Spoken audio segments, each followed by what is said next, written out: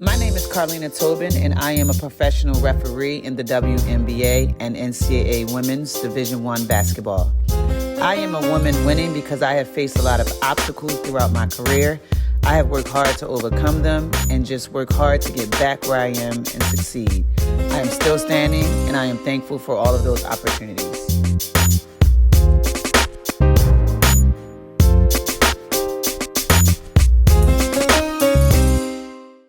Ladies and gentlemen, good evening. My name is Chanel B, and I am with W3 or Women Winning Worldwide. And I want to welcome you as you are watching W3 Inspirations, where we feature amazing women that are breaking barriers as entrepreneurs, soaring in their careers, dedicated to our community, stay-at-home moms, all facets of women winning.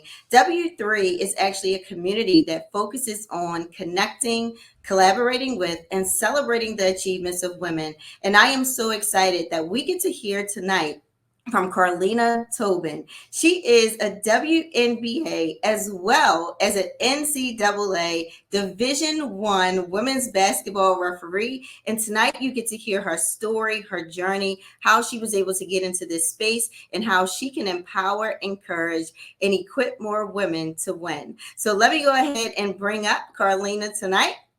Hello, Karleena. Thanks so much for being on W3 Inspirations with us this evening. Hi, how are you? I'm doing fantastic. Now, listen, this is going to be a comfortable conversation. I have actually known Karleena for quite some time. I've been able to watch her basketball career as she was growing up, and to see her today, this is just awesome. So, because I know you, a lot of other people may not. So, I just want you to introduce yourself. So, who is Karleena Tobin tonight? Hello, everyone. My name is Karleena Tobin, born and raised in Baltimore, Maryland. Had an opportunity to play basketball at Friends School of Baltimore. And from there, I was awarded a scholarship to play basketball at the University of Delaware. From there, basketball and networking has literally been my entire life. Once I graduated from school, I went into coaching college basketball collegiately at American University, and followed that up with coaching at UMass Amherst, University of Massachusetts Amherst. And then from there, basketball networking landed me into Baltimore City Public Schools. And then from there, basketball landed me to officiating, which is where I am right now. Yes. So, when people hear that you are a referee for the WNBA, I know that's got to be exciting every single time you tell someone. I know when I saw, I said, man, we have to have her on here because there are so many people that will probably want to know, how did you even get into this space, right? So you talked about all your schooling, and when you think about your life, because you're right, basketball has been your life. I was at Karleena's house, guys, and she has her well, I'm not going to tell your Wi-Fi code, but it's all about basketball, right? And so I know you are just such an advocate for women in sports, especially, basketball itself. But was this always a dream of yours to be in, some type of facet with the WNBA? So it's very interesting. When I was a player coming out of high school, you couldn't tell me I was going to be wasn't going to be the number one draft pick for the WNBA. Like, I had my mind set up, so that didn't happen, of course. So I didn't play overseas like a lot of my friends and peers did leaving college. I went into coaching. So to get here on the officiating side is just surreal at times, because that was, like I said, a dream of mine. And to actually get there just in a different aspect is just, it's such a blessing. So yes, well, no, during my younger life, I would never have thought I would be a referee. Number one, I didn't know a referee was a full-time job. Just from being a basketball player, I had no idea what it entailed. But through networking and mentorship, or having a mentor, I was able to navigate that space in a successful manner. So I know you talked about some of the obstacles. You were saying you've overcome a lot of obstacles throughout your journey. Can you tell us about some of that? Sure. Just starting out in officiating, it's a grind. A lot of time spent in any profession, any career, any job. you have to essentially be an intern to start and work your way through the ranks. So one of the obstacles, of course, is just being an athlete and still an athlete. People think we aren't athletes, but we're running with the top athletes in the world and we have to be in shape. So I had endured my first injury early on in my career as things were kind of going on the up. And that was a major obstacle for me because just being an athlete and getting injured is one of our worst fears. So I had to navigate that space after the injury I just had to just grind myself back to where I was and past it. And that took a lot of mental toughness, physical preparation, and just, a lot. It was a very, looking back at it, I wouldn't change it for the world because it made me more of who I am today than I was back then. Yeah. So what is it like being a woman Mm-hmm. efficient, right? Like I know you've been a player, you have worked with different referees throughout your career. Absolutely. So what do you think some of the differences are being a woman? Because this is a woman winning, right? So Absolutely. let's talk about being a woman in that space. Yes. So I actually just completed my tenure in the NBA G League. I was the NBA G League official for seven seasons, and NBA G League is a minor league to the NBA, so it's all men. I absolutely loved being a woman in that space because the respect we got, or I got rather, as being a woman and a Black woman you can't even explain it. A lot of those players are African American, raised by women that look just like me. I mean, as I got older, they got younger, so I could be their aunt, so things like that. And just the respect, I loved it. I absolutely loved it. And just being a woman, we have a lot of power, quiet power, strong power that we know how to maneuver certain situations. So being a woman, and especially in the men's league, I would do it all over again. It was unique experience. We separated ourselves from the pack, and you couldn't take that away from us. Yeah.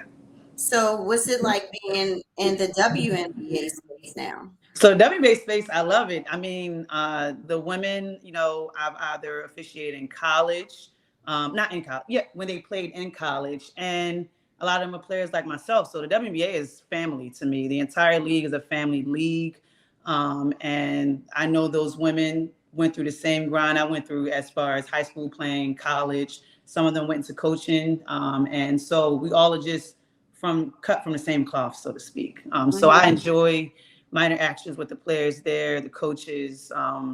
Definitely one of my favorite leagues. Absolutely.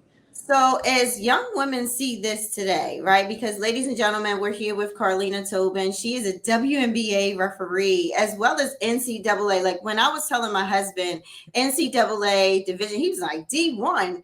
Oh, man, that's awesome, right? Now for me, it's kind of foreign to me, but when people hear that, it's like, wow, this is a big deal. So as women see this tonight, what could you tell them as far as some of the mental toughness? Because we know to be great in anything, you really have to work on your mindset. Absolutely. My son does travel baseball, and that's all we talk to him about. So what kind of things could you talk about as far as the mental toughness to just keep going on your journey, especially for somebody like you that said, man, nobody could have told me I wasn't going to be the number one draft pick. And then your journey kind of shifts. So what are some of the things that you kind of talk about with that? So mental toughness it comes easier to some than others. And if, everything's smooth sailing, life is never smooth sailing, you hit a road bump, it's about how you navigate that road bump and propel forward. So things that I do now that I didn't do then, meditating is huge to me. And we have so many tools with that now. We have a lot of apps on our phone, websites, YouTube, whether that's meditation in form of yoga, things like that. Podcasts are really big with me as well. A lot of mental preparation podcasts, book reading. Also just setting boundaries. As women, we can't be everywhere at one time, although people want us to be everywhere at one time, push and pull and doing all this. Sometimes we have to just say, no, look, listen, nope, I'm in the house for the night. I don't want to talk. Do not disturb is a great feature on our iPhones. If you are a team iPhone, turn that thing on. No heart, no feelings, no love lost. I'll get back to you when I can. those things as being women are important because we are women and we're asked to do so much and people look for us to do so much, but we also have to make sure we protect our own peace. So that when you're not doing that, or if you're having issues doing that, it will leak into your workspace or your career or whatever you're working on. So we have to learn, and it's trial and error. I do not know the keys to it. I'm still learning day to day, but I think setting those boundaries, meditation, knowing when to say no, is extremely helpful. So you being in this space as an officiant is kind of different than an athlete in a way, because you say we're still athletes. So you Absolutely. still have to make sure you're eating a certain way. You still have to make sure you're getting your proper rest, just like if you were playing yourself, right? Yeah. Because you're up and down the court all the time. So do you have any special like routines that you do, especially let's talk about like getting ready for a game? Is there anything special that you would do? Absolutely. So most games during the week are in the evening, so 7, 8 o'clock time, sometimes 10. Games on the weekends are usually afternoon. So I always have to have a nap, workout nap, not necessarily in that order. The workout kind of energizes me, pumps my blood, gets me strong, and then the nap kind of just, your muscles grow during your nap and your mind, all this stuff like that. So those are two big things for me. And then of course for game day rules, we have rules as referees. Our games are televised, big level games. So we have to make sure that we're on top of our game. So going over some rules, watching some videos to prepare for that game is also part of the preparation. Looking at the teams that are playing that night, what happened the game before, things like that, all helps me and us be better prepared for the game that night. So like I said, my big things are working out, nap, and then of course meditating, whether that's in the car before I go into the arena. Maybe I find a space in the locker room for 5 minutes just to breathe and go into that route there. And so the reason why I asked that is because I've learned a long time ago that you need to act as if, right? Act as if you're already there. So Absolutely. as people want to go through this journey and they want to possibly be in the space that you're in, they can start to do those types of things now, right? Absolutely. So that they can already kind of be in that particular routine. So obviously on here, we want to empower, encourage, and equip more women to get to where you are. You know, this is a space where you can be like a mentor from afar. So is there anything that you would tell someone, like if you could talk to your younger self, right? Is there anything that you could tell your younger self or a young woman that's coming up? She's in the basketball space, and you know, you already have seen your journey, right? You already have seen some of the different obstacles that you're going to go through. What is something or some type of advice that you could give some young women coming up in the game per se, that you feel like you wish somebody would have told you? Well, first, it's not what I wish someone would have told me, but the big phrase that sticks with me to this very second is control what you can control. A lot of times, not even just officiating, but just in life, we get caught up on what people think of us, what's happening over here versus what's happening here. And comparison is a thief of joy. It's a scripture, and it's very important because once you start comparing yourself to others, you fall by the wayside. So stand true to yourself, your talent, your work ethic, what you put in at this very moment, that it will propel you forward is important. Second is quality versus quantity. When I was younger, I was just running around repping any game I could find. Like, I remember one weekend I did like 8 games on a Saturday. I would never do that now, but I did 8 games on a Saturday. I was exhausted, and it paid off. But I think looking back, I would have reduced that to 4. Save my energy, save my body, and still possibly get to where I am right now. So you want those quality games, and then mentorship. I didn't find my mentor until maybe like year 4, which is why I was out here doing 8 games on a Saturday, because nobody told me that was too much. So I think also finding a mentor. Now, a mentor isn't just someone that you see that's successful and you're like, hey, I want to tap into them. As a mentor is someone that you actually have to vibe with, connect with, someone that you can relate to, because those conversations become easier. My mentor that I met is now literally my best friend. We talk about everything, basketball, life, finances, you name it, we talk about it. And that's what type of person you should seek in a mentor. So yeah. Yeah, a mentor is definitely very important. And a lot of times growing up, we're not taught to do that. Absolutely. Right? Just figure it out. And a lot of people are just trying to figure things out. That's why this W3 Inspirations is so important and so valuable for people that get to watch this and hear from someone like you, someone that has achieved greatness in her career, the dream career for so many people. And for those that are trying to get there and just don't know how, you kind of bridge the gap, right? And so being from Baltimore, inner city, a lot of times inner cities have stigmas, and you have proven so many people wrong.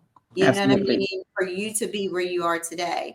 And so for those, do you feel like you lacked anything growing up as far as, any type of resources, or, what are some of the networking that you were doing so that you could propel to where you are today? I think, so first of all, networking is huge. And right now we live in an era of social media where if people want to help you, they're a DM away. Now, if they have a blue check, it might be hard to get a hold of them. But if they don't have a blue check, if they want to help and they're a personal person and a genuine person, they will respond. But as far as networking, I think love my city, but sometimes we can get confined to where we are and afraid, not afraid, but I guess that's the word I want to use. My ring light just went out. Amazon. So we're afraid sometimes to reach outside of our network because we're uncomfortable. But there's so much information surrounding states, cities, people from all over. And like I said, the power of the internet makes that much easier. So I would say to network outside of your comfort zone. The worst one can say is no. And matter of fact, you told me that, Chanel, back in the day. The worst thing somebody's gonna tell you is no, just keep it moving, right? So no, go to the next person and the next person. And eventually somebody's going to want to help you because someone has helped them. Then what you do with that is you pay it forward. So when someone comes to you for help, now you help them and that trend continues. So do you do any type of mentorship now? Yeah. So I actually started 11-1 officiating going on 3 years right before the pandemic. And what I do is I have right now 2 leagues in Baltimore City, the Brunson League, which is a premier men's pro-am league, and then the BWI League, which is the women's premier league. And I just bring officials in, and when I'm in town, I dedicate time to go in. I sign them to games, just give them everything I have, help them through the games, and train them. And it has proven successful. I get a lot of texts back when people reach a height in their career. They always come back and thank me, which makes me smile because, that's just what I love to do. I just give my time back. So 11-1 officiating is designed to bring officials into the business, to the space, just to teach them about the game on and off the court, because a lot of our business is one off the court as well, about how you conduct yourself as a professional. So yes, 11-1 officiating is a company that I started a few years ago. Okay. So do you have a website or anything for that? How can people get more information about it? Yes, it's www.11oneofficiating.com. Also, Instagram is 11oneofficiating. And the DMs are open there.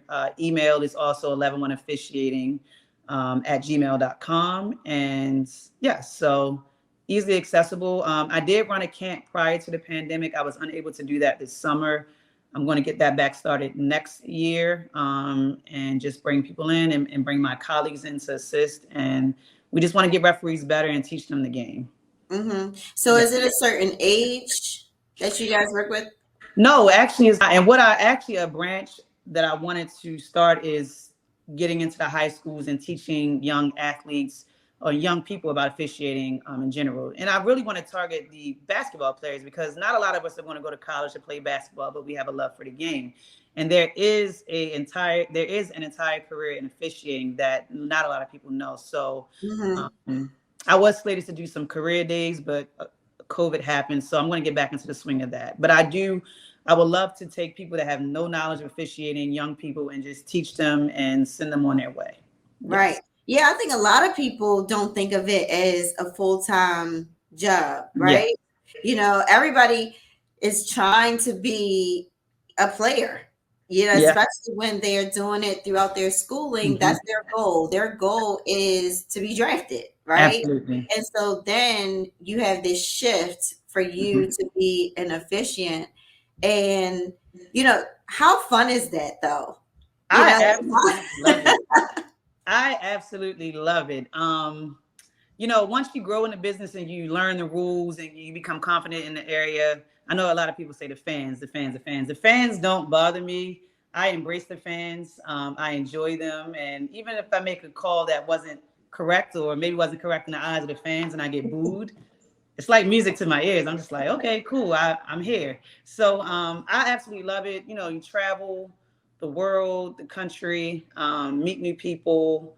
And yeah, it's really cool. Really cool. So, have you had any like favorite, or who is your favorite players?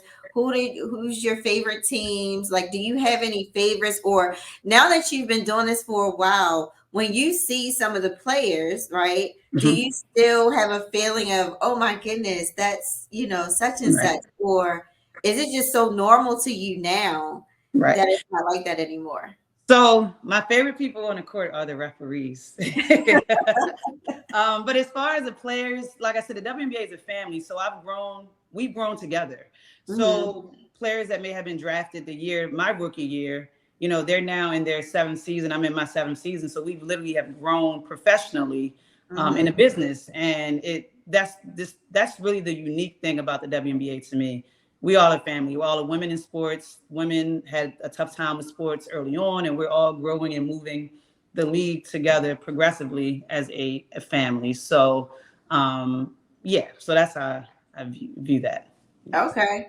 So have you been in Baltimore, because you're still in Baltimore? Where's your program located? Where is 11 officiating? So there actually is not one designated location, but I Okay. do have the leagues. The Brunson League is at the Under Armour House downtown on Fayette. Okay. The BWI League is out in Glen Burnie at Leadership. So there's not one designated spot until I secure an event, and then that will be posted on the website. Yes. Okay. Okay. So my son, he's 5.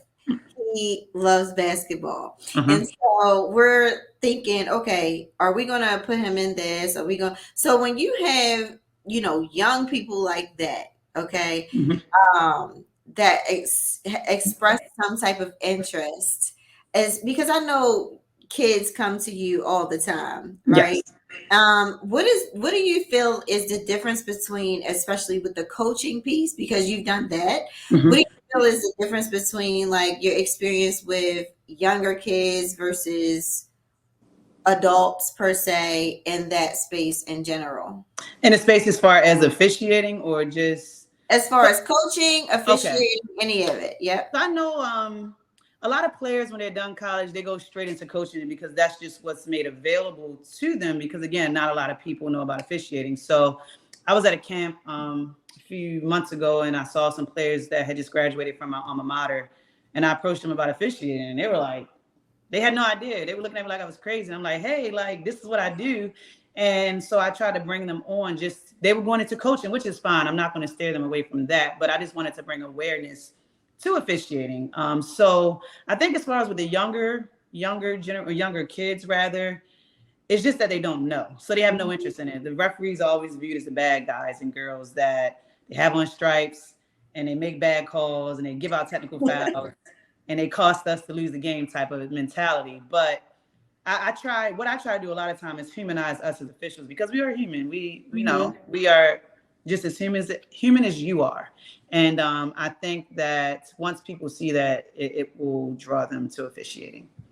Yeah. So I think you could agree that you had a lot of family support Yes. as you are going through your journey. Is there anything you could tell? So if there is a family watching today and their child is like, this is what I want to do, I really want to go into basketball. Obviously, they want to be a player, right? Mhm. Because that's what the mindset that you had and the type of support that you had. What kind of, I guess, encouragement or tips could you give the families per se to support their child that wants to do this and this is their dream? Absolutely. Just encourage and support. I think now the generations coming up are straying away from traditional 9 to 5 Hmm. benefits, office jobs, which is okay. I mean, those are great jobs as well. But as our parents or their parents rather encourage them. I mean, it's so many ways to be an entrepreneur, and being a referee is an independent contractor. So just encourage, support them. If they need a little help, maybe financially, just know that you'll get it on the back end, things like that. But don't discourage them. Don't say you need to do this, you need to do that. Just continue to encourage them. Yeah, Yes. yeah, Yes. And because go to you're games when you can. yeah, go to the games because I know your mom, your Yeah. dad, like your Hmm. your fam, they were at everything that they could possibly be at. Um, Absolutely. growing up. And so I know there are people watching and they're going to say, man, I want to be like her. Yes. I want to be like her. And it takes a lot of work to be a Karleena Tobin. Yes. Yes. A lot of people don't think about the work that goes into becoming who Hmm. you are today. But you've given a lot Yeah. tonight where you have told everyone it's been a lot. Yes. It's been a grind, and people Absolutely. don't really see the grind. One of my mentors always say, "You see the glory, but you don't know the story." Absolutely. And Absolutely. so, for everything that you have done, for you to be the Karleena Tobin you are today, it's amazing. And Thank you. so before we wrap up tonight, okay, because this is our W3 Inspirations, ladies and gentlemen, with Karleena Tobin, WNBA referee, as well as NCAA Division I women's basketball referee. I can't leave that out because that is huge, right? I was taught that is humongous. But I want to know in this space, in this moment right now, because it's a different feeling for everyone, what is winning to you? A lot of people, well, let me not go to a lot of people. It was to me. Winning is just number one, being happy. Let me just say that being happy with where you are currently in your life. If you're not happy where you are, what things can you do to complete your happiness? I know a lot of people equate winning and success financially to money, and that is not always the case. I think winning is just being happy with where you are in your space, but not being comfortable. Let me add that, not being comfortable, because there's always room to grow and get better. So winning is also being happy in your space, and also making an impact and being an impact on someone else. Because we all need a team to win, and we can't win by ourselves. So if you do find yourself in a situation where you are winning, run it back to someone else and bring them along with you, and then bring the next person along with you. And that's how you continue to build a community. Yeah. Yeah. Yeah. Well, if as we wrap up the call, if you could just give everybody your website one more time for your Yes. program so that they can reach out to you, that would be great. Yes, it's www.111officiating.com. And it's also at 111officiating on Instagram as well, and Facebook. Yes. Okay. So, ladies and gentlemen, we have been talking to Karleena Tobin tonight, WNBA, as well as NCAA Division I women's basketball referee. And she has been an absolute inspiration tonight. This call is really designed to empower, encourage, and equip more women to win. So, if you are that young woman looking to get into this space, reach out to her. She is open and available for anyone. As you can see, she loves to give Absolutely. back. She loves to pay it forward. And she's from Baltimore. So we've been talking to a lot of people in the Maryland marketplace lately. She's right in Baltimore for you to be able to reach out. So I thank you for being on tonight, sharing so much of your knowledge, so much of your time, and really talking about how you were able to overcome some of the different obstacles that you had to go through. Once again, people see the glory, but they don't know the story. And for Absolutely. you to be an officiant, bringing awareness to that particular facet of the sport of basketball, especially for women, I think that is so incredible. So thank you Absolutely. again for tonight. Thank And you. look forward to continuing to see how your journey plays out. Okay. Absolutely. Thank you so much. All right. Well, thank All you right. guys. Bye-bye, everyone. We will see you next time on W3 Inspirations. I hope you felt inspired, but more importantly, empowered, encouraged, and equipped to win in any possible way that you endure. So talk to you guys next time. And thank you so much again, Karleena. All right. Thank you.